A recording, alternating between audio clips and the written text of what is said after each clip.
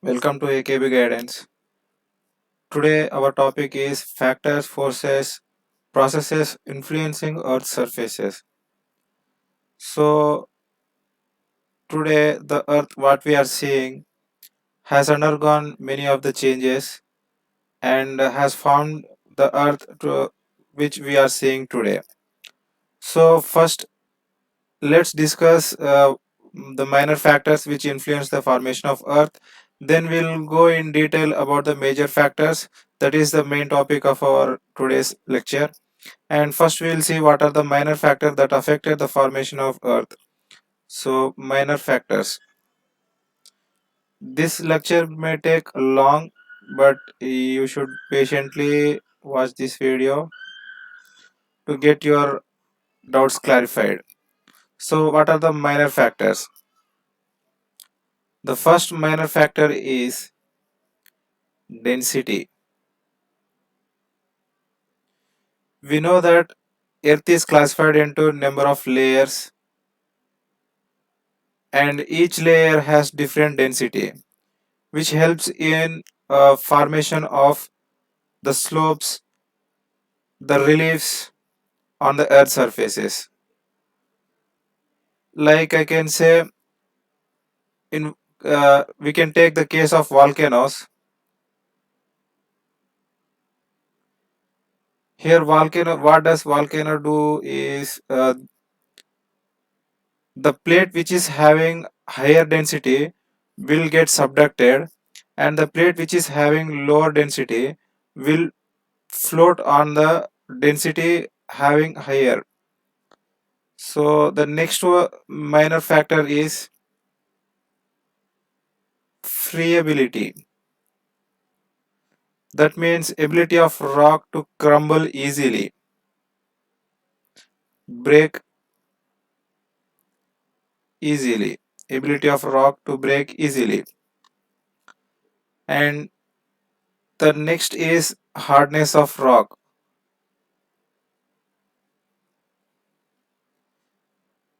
Then the fourth one is composition.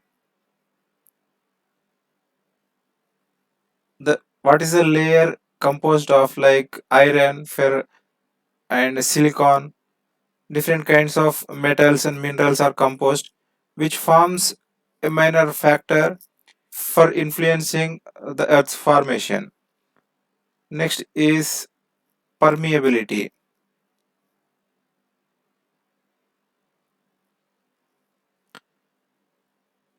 What does permeability means? The ability of soil or rock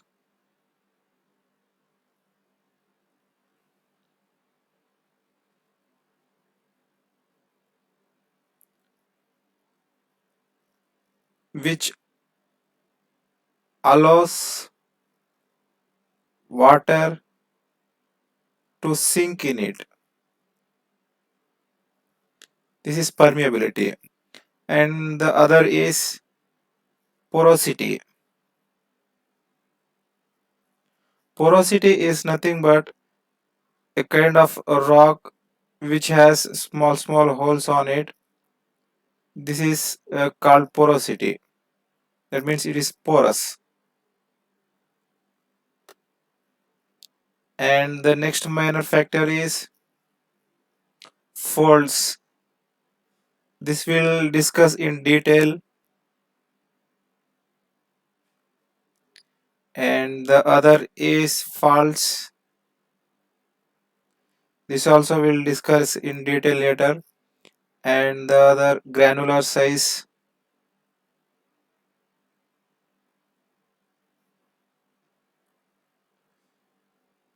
crystal size, relief topography,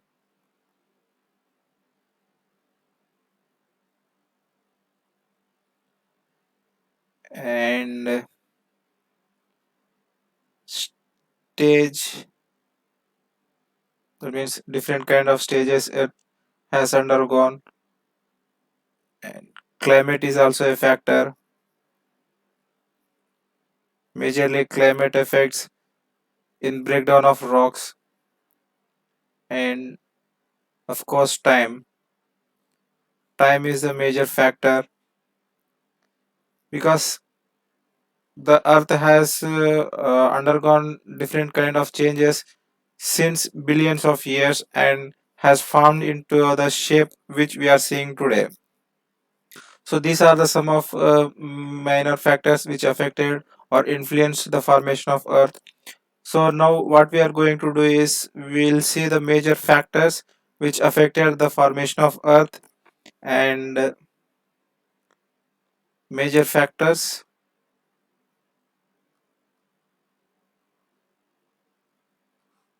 I'll try as possible as speed as possible, but I don't know what will happen. So the first is it is classified into two types: endogenetic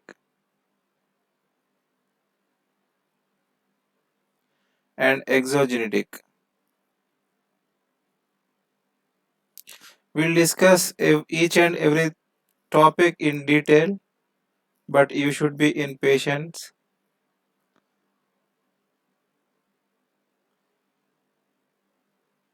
I think this might take a lot of time for us to write and explain. So what I will do is I will go into the PDF which I have made. So that will make our work easy. So this is the my handwritten notes which I have made. I will share these notes with you and the factors, forces and processes influencing the earth's surfaces. These are major factors.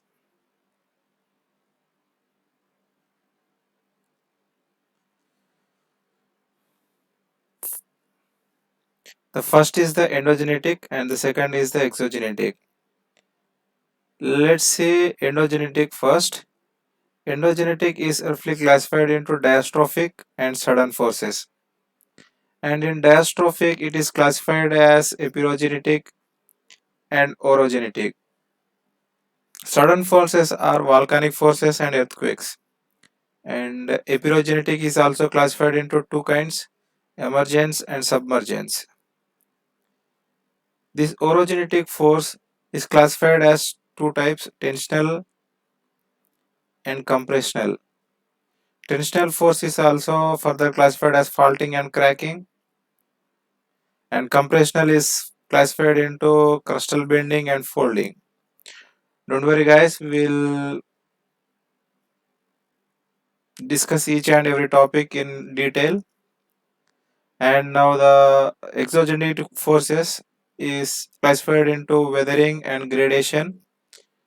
Gradation is further classified as degradation, aggradation, and transport.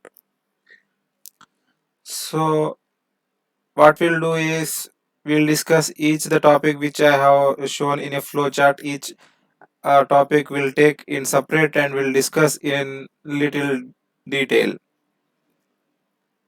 So the father of geomorphology, what he said was, he is William Davis. He said endogenetic forces are variability developers. That means endogenetic forces, consider this as a earth. Endogenetic forces means the forces which are coming within the earth, from inside the earth. This is endogenetic forces. These forces are the base for development of reliefs like mountains, or they may form some depressions, like we can say here sea, water. This depression is formed into sea or ocean. And next what he said is exogenic forces are the levelers. These are the external forces which help in leveling the surface of the land. So see these mountains, due to some gravitational forces or water or some other minor factors which you have seen, that affects the relief and that breakdowns the relief parts, and it breaks into granular forms, and slowly, with the help of gravity or water or air, this comes down and settles in the slope area.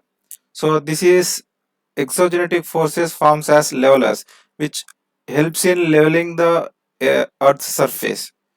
Now the first topic from here, we'll take exogenetic forces and we'll discuss about gradation.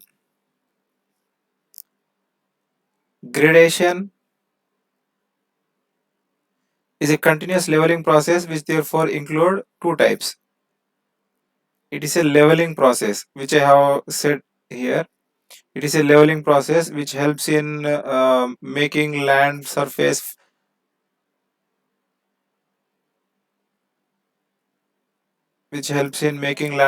in flat or some rough kind of area, which helps in leveling the land surface. And this gradation is classified as degradation, aggradation, and transportation. Degradation is simply nothing but cutting down the elevated feature, which I have said here. This is the elevated feature. This degradation helps in cutting this portion, or some, it helps in cutting these granules from this relief, and it helps in bringing them down. This is degradation. Now we'll see aggradation. Aggradation is deposition filling up natural depression. See, this is degradation which helps in deforming the rocks. And next comes in picture is aggradation. If this is a depression, this is the aggradation relief. Due to degradation, this part gets degraded or eroded, and due to aggradation, this comes and settle here, or with the help of air, gravity, this comes to this depression, and this starts settling here. Now what happened is the sea surface or the depression slowly got compressed, that means slowly decreased. This helps in leveling the surface area, that is aggradation.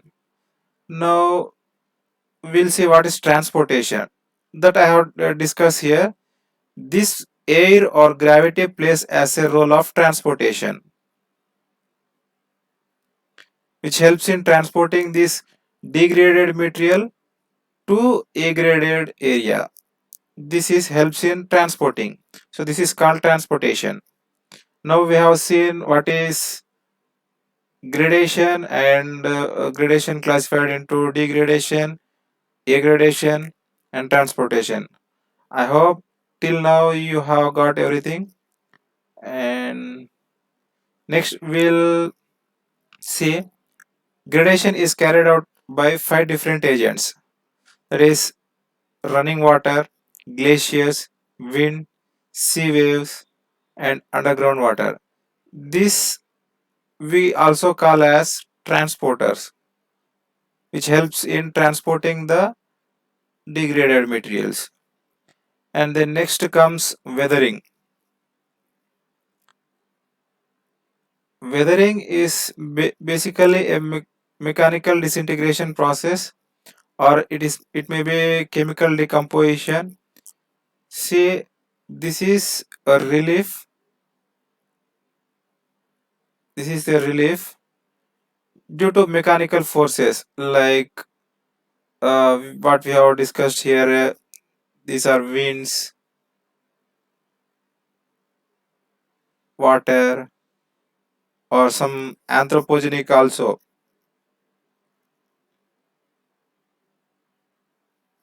It is man-made effects, and some chemical decompositions such as, say, due to fauna. sorry, due to fungi, like I can say plants. Here we'll see different kinds of plants are grown on mountains or rocks, different kinds of plants which grows in these reliefs.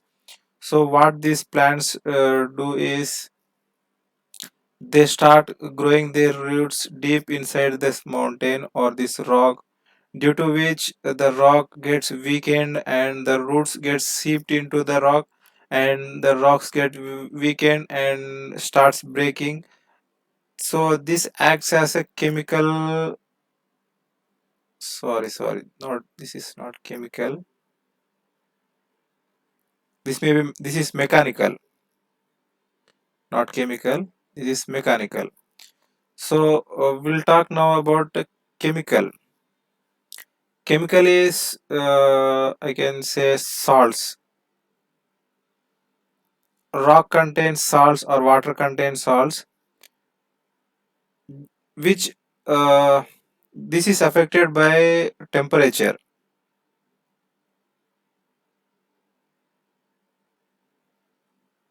So during summer, the rock gets expanded, and due to cold, the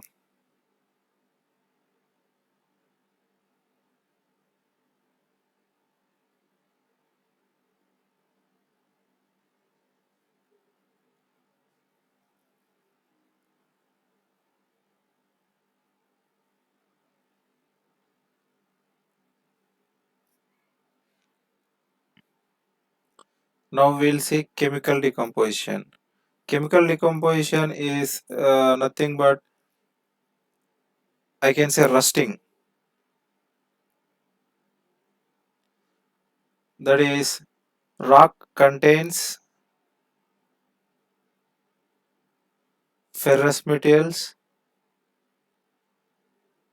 which due to oxidation or which comes in contact with water, rust get forms in the rock, and this helps in weathering, or we can say degrading the rocks, and further the process continues.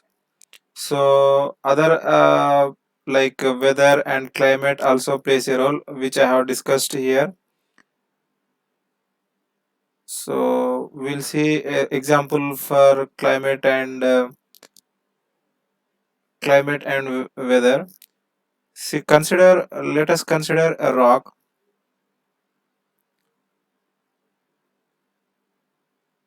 Let us consider this as a rock. Now what happened is, due to during summer, what happens, due to heat, the rock gets expanded,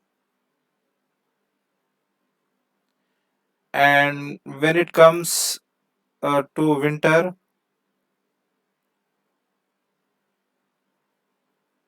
the rock gets compressed again, due to which there is contraction and expansion takes place, and the rock gets deformed, and there is a chance of breakage. Upper layer gets breaked, and it forms weathering. It is also a kind of weathering due to climatic factors. So now we have seen what is weathering. Now we'll get into other topic, mass wasting. Mass wasting is nothing but, consider this relief. Now what happened is, due to some glacial activity, or due to any kind of weathering, this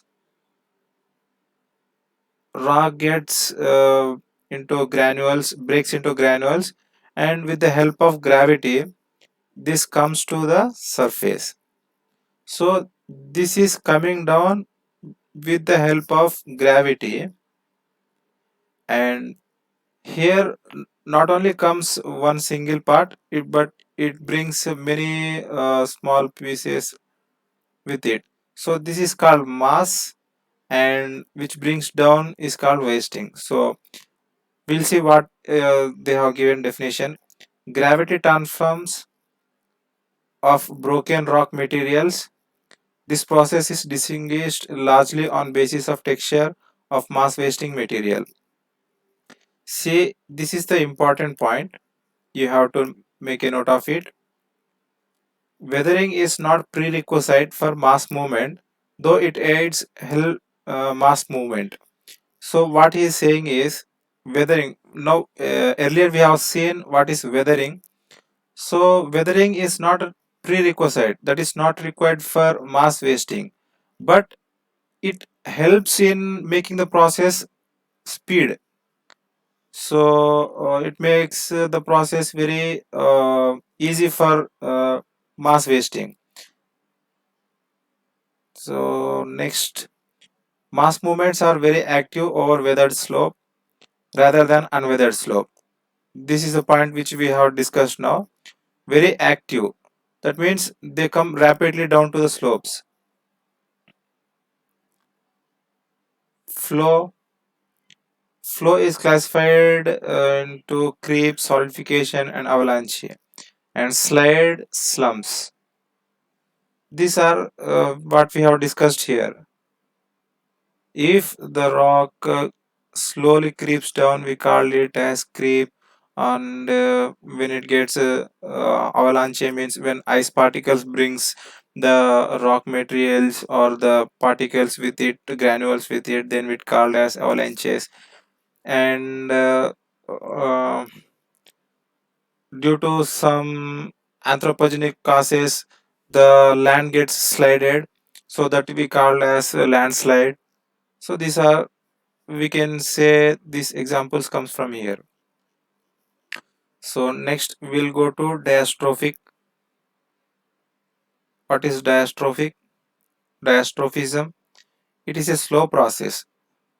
Diastrophism is a slow process that takes millions of years to register development of recognizable modification on Earth's surface. This takes millions of years to get recognizable, and it includes epigenetic and orogenic forces. What I have discussed earlier is, see, this is the earth what we are seeing today. It have undergone many changes, like it had a say,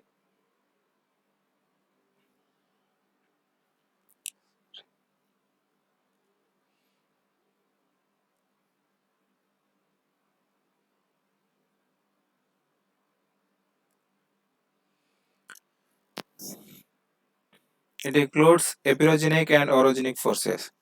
So now we'll discuss what is epirogenic forces.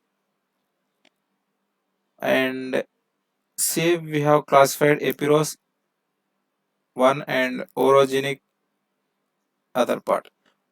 Epiros means continent and gnesis means origin. It is a continent building process which represents vertical force, that is upward force or downward. And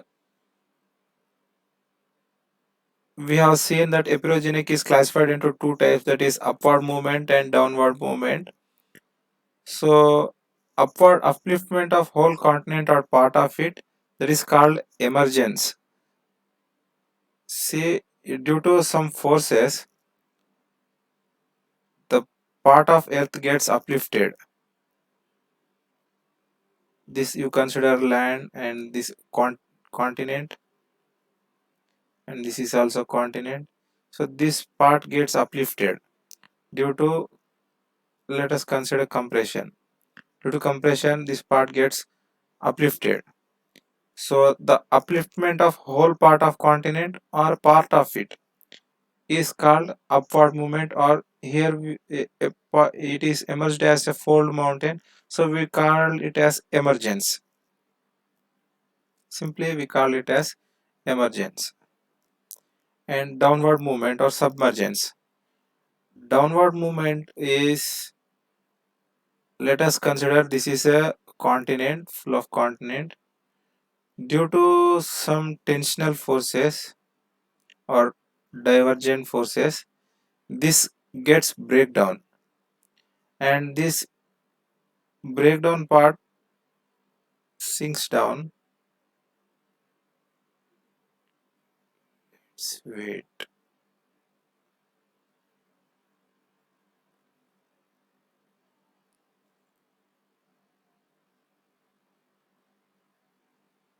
So this part got breaked, and now it emerged. Now here it emerges. See,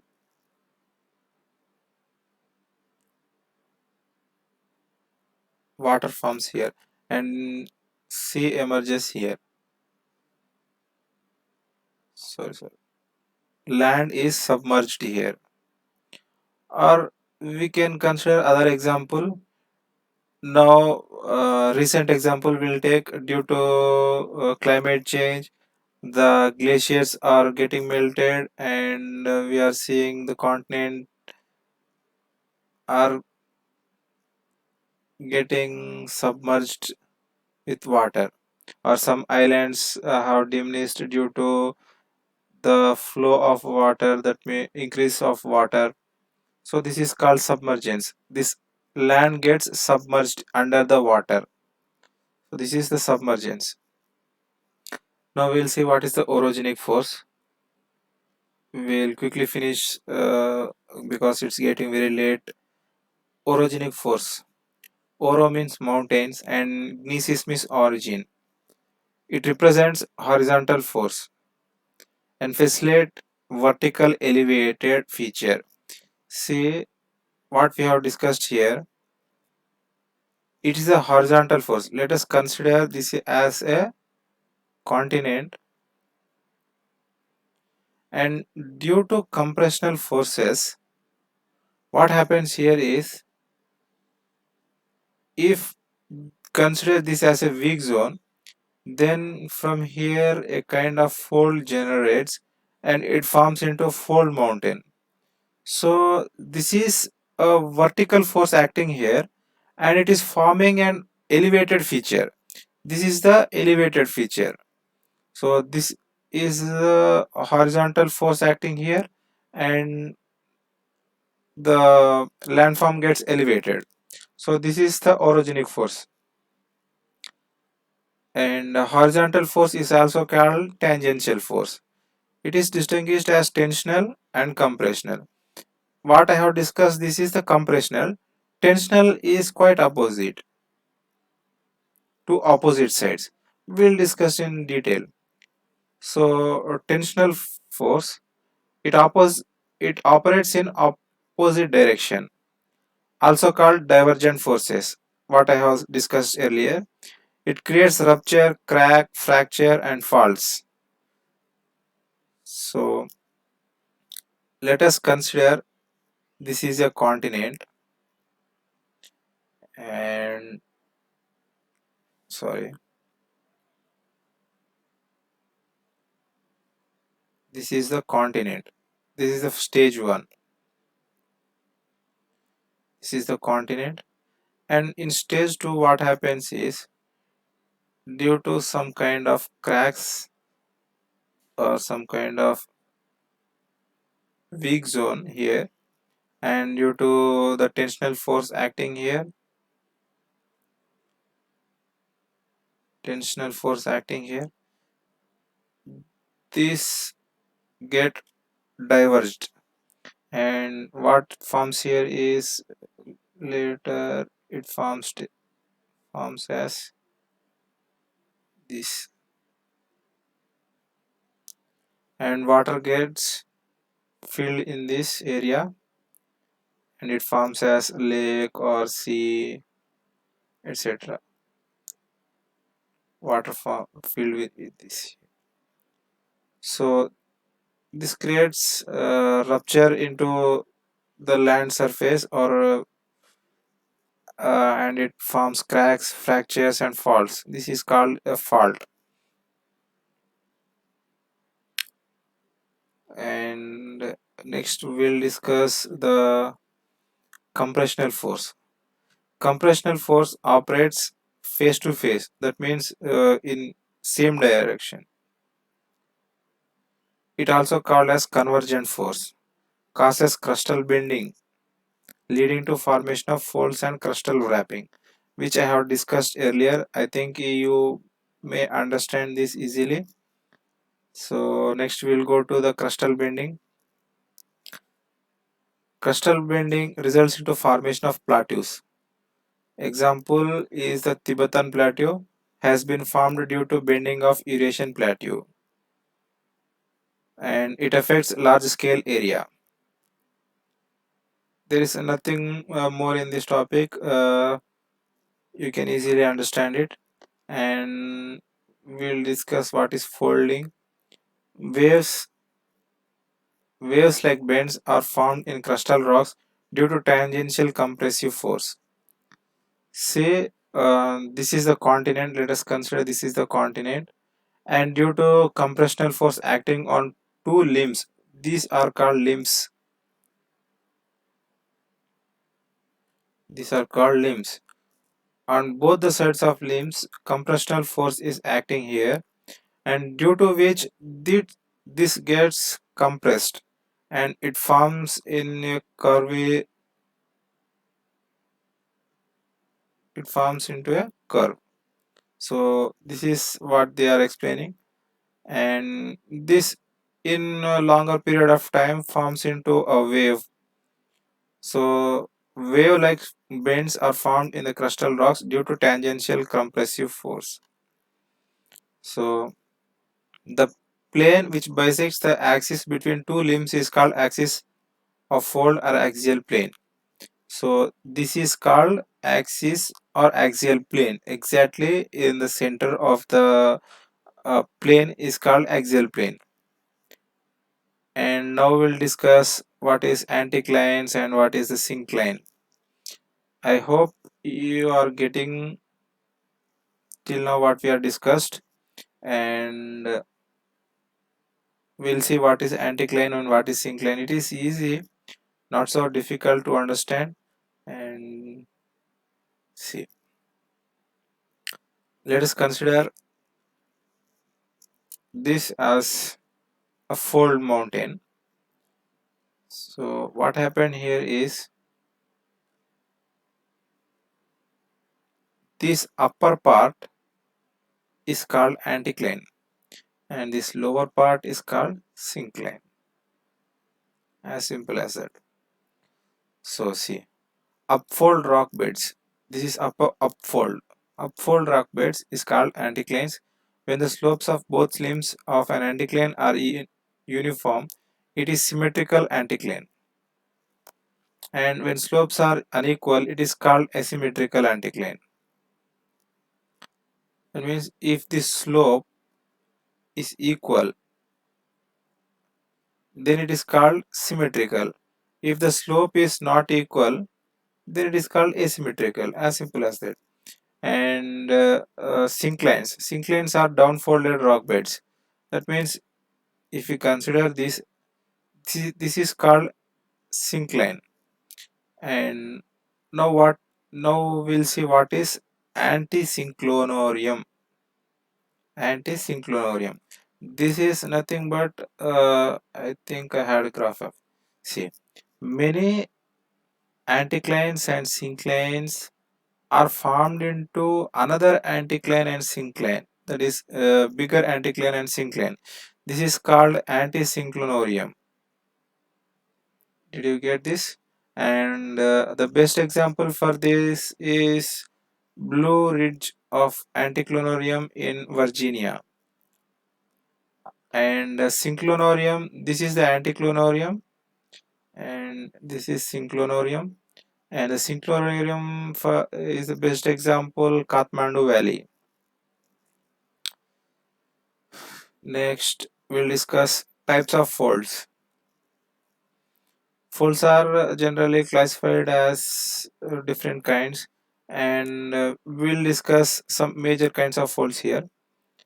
So I think we have discussed the symmetrical fold in earlier part. Now it will be easy for you to understand.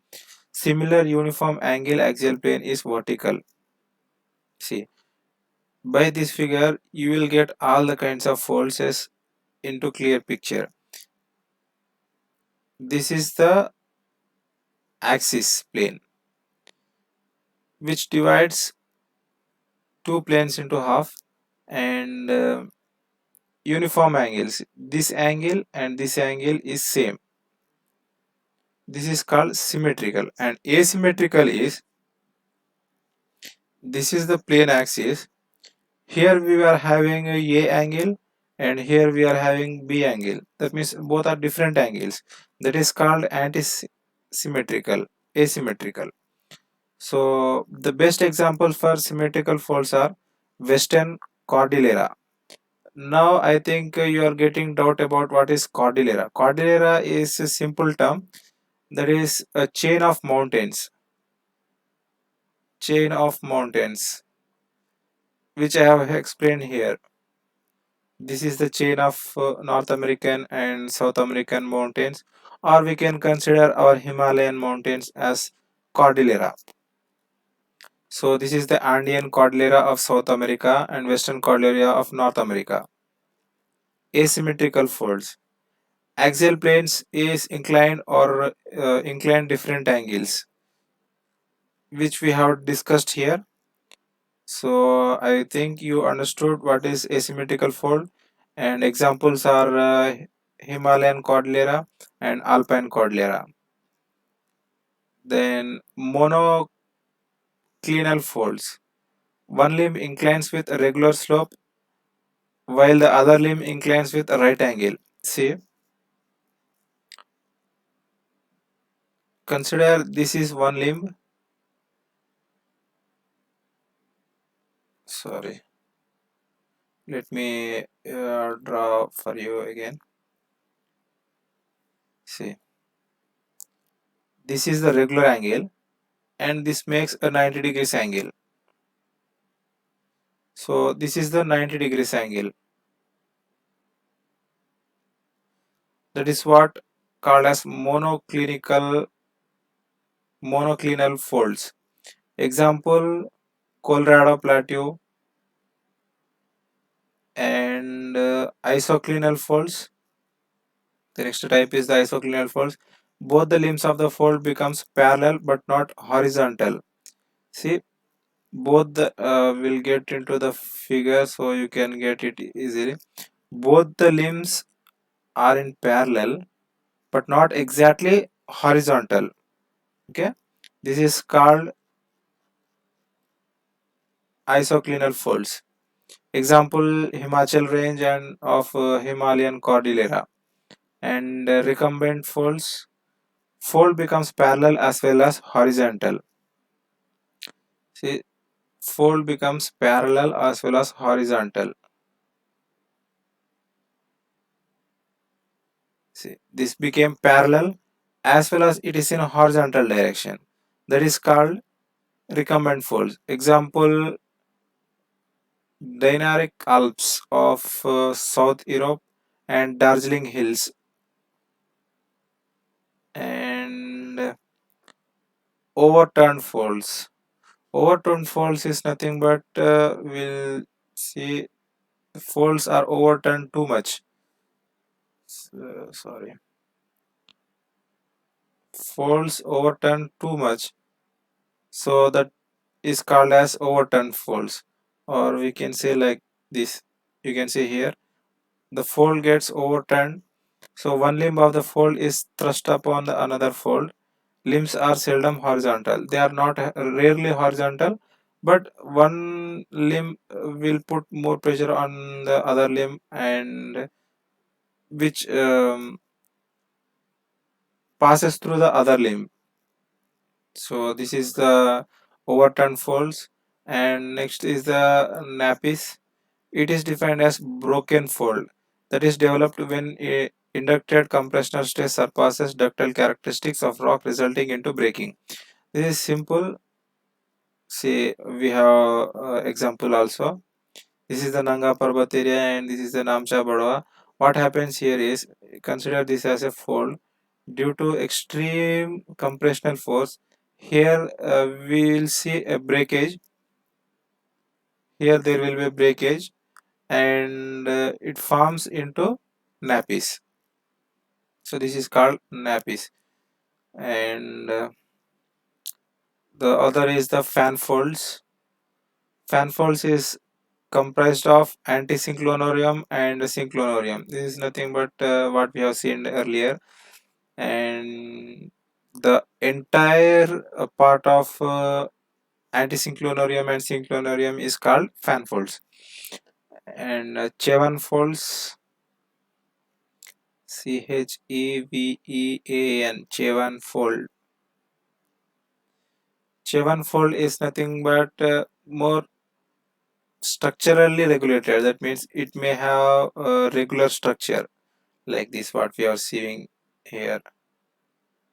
So it will have regular structure, not irregular, like it will not have this kind of irregular structure. It will have regular structure, steep slopes, like smooth surfaces, etc. And what is the open folds?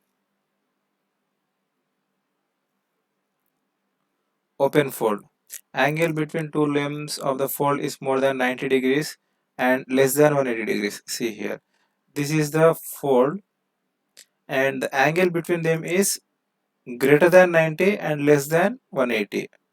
So this is called open fold.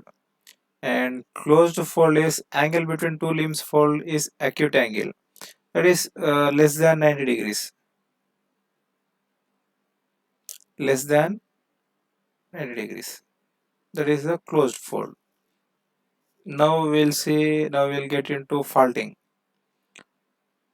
Faulting caused when tensional forces are intense, and a fault is a fracture which involves appreciable displacement of rocks on both sides of the fracture and parallel to it. So tensional, due to tensional force, faulting takes place, which I have discussed earlier. You might be having some kind of idea now. So faulting due to tensional forces. See, due to tensional forces, what happens here is there is a slight breakage of a continent, and one part moves down and other parts floats up. So this is called faulting. And faults are classified into two types, like normal fault, reverse fault. So first we'll say what is normal fault. Caused due to tensional force, displacement of both rock blocks in opposite direction. The scrap is steep. This is the scrap, this is the steep, and the block which comes upward is up throw, and the block which goes below is, we call it as down throw. And the distance between these two joints, or we can say these two blocks, is, we call it as heave. And this is the fault plane. This is the fault plane. So this is the normal fault. And the reverse fault, here what happens is the block makes a kind of angle and it gets uplifted. Due to the compressional forces, the movement of both the fractional rocks towards each other. In reverse faulting, there is a shortening of faulted area. See, there is a shortening of faulted area.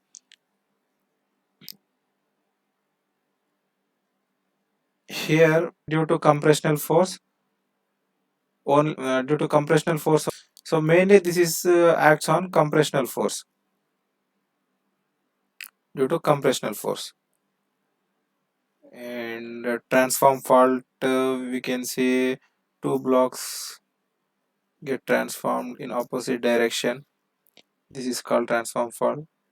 When forces are acting parallel to each other but opposite in direction. See, forces are acting in parallel but in opposite direction. Example, St. Andreas Fall of California. Next, the Rift Valley or Graben. This is a simple thing which I have explained you many times. Long, narrow troughs, depressions, or basin between two crustal parts. Simple Graben. Simple Graben is nothing but this part gets subducted down, and simple host nothing but due to this is initially due to I can say tensional force, and this is due to compressional force. Simple host is formed due to compressional force, and a simple graben is formed due to crustal force. That's all, guys. I think we might have taken long time for this lecture. Hope all your doubts got clarified, and I think you may share to your friends who are in need, and will be regularly uh, making videos on geography optional, and after completion of optional we'll start the regular subjects, general study subjects. So first we'll finish geography, or we can say geography optional, then we'll start general studies. So keep watching, and please share and subscribe. Thank you.